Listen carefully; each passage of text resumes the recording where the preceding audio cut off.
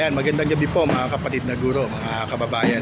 Magandang balita, no, yung kahapong nilabas na statement ng Department of Budget, no, na merong 16,000 bagong teaching positions, no, ang pinondohan ano, para sa taong ito. No. Siyempre magandang balita to dahil madadagdagan yung ating teaching force, yung workforce natin ng 16,000 mula kinder yan hanggang senior high school, no, kasama SPED. So, we appreciate this, no, at papasalamat tayo, no, dahil maraming teacher, ibig sabihin mas mababa, no, yung o mas maliit yung class size, 'di ba?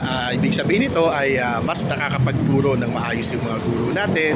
Hindi tayo mahihirapan, ano, doon sa paggawa even ng mga clerical task, kakambal, no, nung ating pagtuturo, paggawa ng grade, no, yung mga ganyan, no.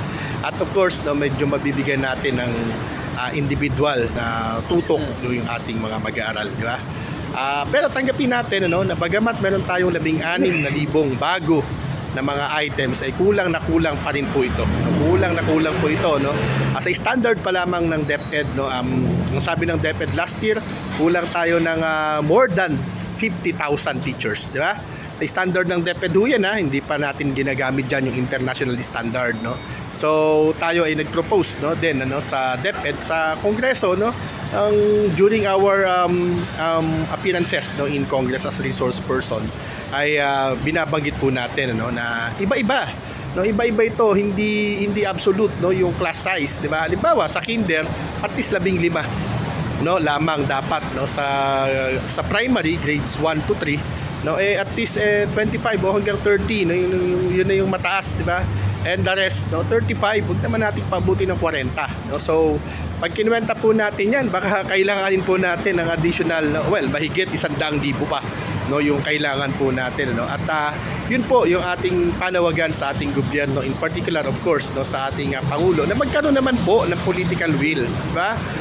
Kabi-kabila na yung patunay na bagsak yung kalidad ng ating edukasyon, na nasa krisis tayo, di ba?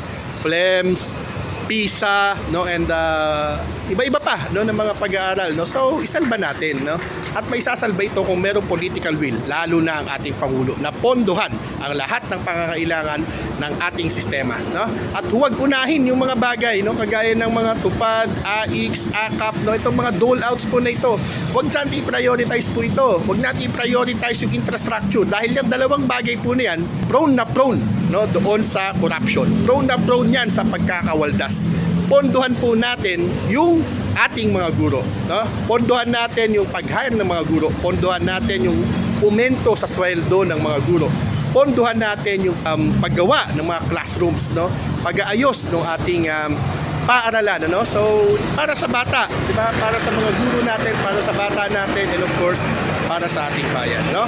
Yun po yung ating panawagan, at ibasura na natin yung utak, no, na meron ang ating Kongreso nung ginawa yung GAA 2025 na lumabag pa nga sa saligang batas, no.